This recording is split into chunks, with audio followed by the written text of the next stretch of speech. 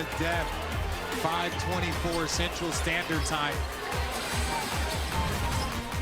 Welcome to Playoff Central Live, and the Minnesota Timberwolves get their first playoff win since 2018. But how about this? Their first road playoff win since 2004.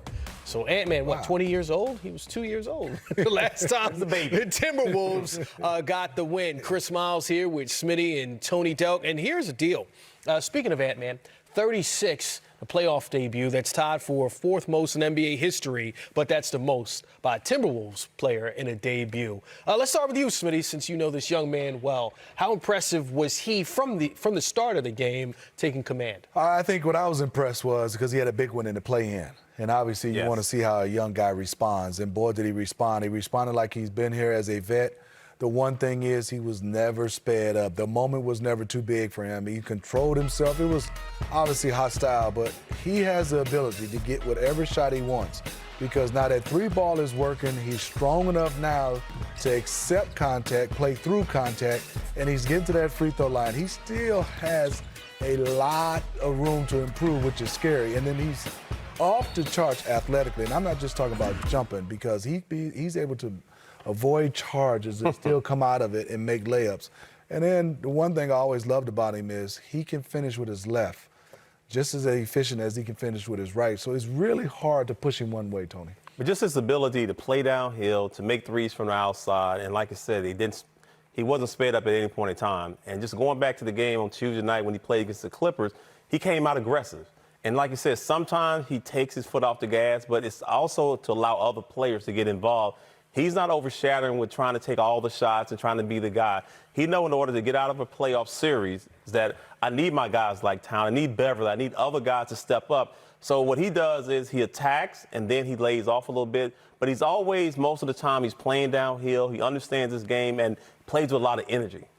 Yeah, that, and when you score 36 points in your playoff debut, you're the guy that gets interviewed after the game. Here he is with Roz Gold on Wude.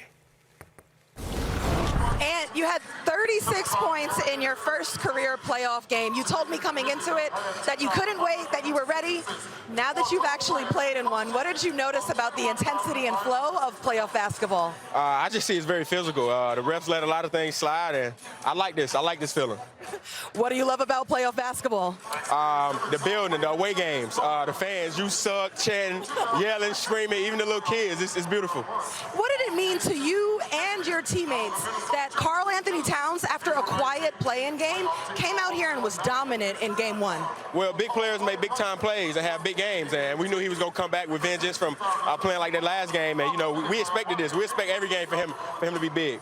You know, a lot was made about their pace, their physicality. What do you think you were able to show here about your style of play and ability to control the game? That we the ones, Jack. Yeah, that's it. All right, well, thank you. That's the way to end this interview. I appreciate it. Have a good one. All right, congrats on your first playoff game. He's got to be a top 5 interview in the NBA. T-Wolves win, local Wolf in a great mood. We the ones, Jack. We the ones, Jack. What did he say the other night? I'm not afraid of the lights, the bright lights. He's never been afraid of the lights. Tony knows this. We've been knowing this young man. He's had a poise as a old school, old wisdom, not just basketball player, as a human being. And he's never going to be afraid of the lights. He's never going to be afraid of the challenge. He accepts that. He wants that. And he's always, if you see, he's always going to play with a smile. He's going to always have interviews with a smile. He's just one of those kids that loves the game, but he loves life just as much. And I think what's been so important for him is, like I said, getting a chance to play against pros early in his career. So there is no moment that you can look at him and say, wow, how's this kid, why is he excelling in this moment? He's already prepared for this moment. You know, if you think about playing against guys that have played on that level, getting the wisdom from them, is that when I step on the court, I understand that I'm one of the best players in the world because I've showcased that all season. So he has a following. When he goes on the road, it's great for him to silence the crowd. That's what he wants to do. And he doesn't mind going on the road, and then he talks it. He talks it, he walks it, and he's one of those guys that say, hey, if you can guard me, you can stop me, bring your best. I want that best. And it seemed to permeate through the other young players on the team.